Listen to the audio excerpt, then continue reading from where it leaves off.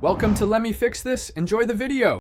In this video, I will explain how to use Robinhood stop-loss orders, an easy method for managing risk. A stop-loss order is a crucial tool for investors, designed to limit potential losses on a security. Essentially, it instructs your broker to sell a stock once its price falls to a predetermined level, known as the stop price. This automatic execution helps protect your capital from significant downturns, providing a safety net for your investments. Setting a stop-loss order on Robinhood is straightforward. First, open your Robinhood app and find the stock you wish to protect. On the stock's detail page, tap the Trade button, then select Sell.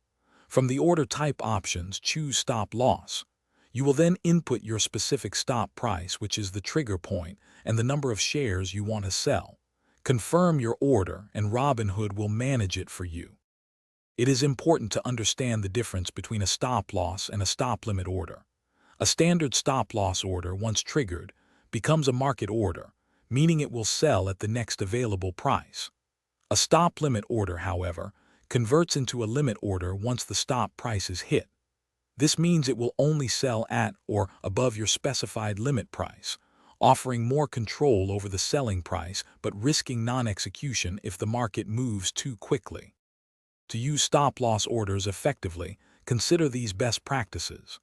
Avoid placing your stop price too close to the current market price, as normal fluctuations could trigger it prematurely. Instead, factor in the stock's typical volatility. Regularly review and adjust your stop prices, especially after significant market movements or company news.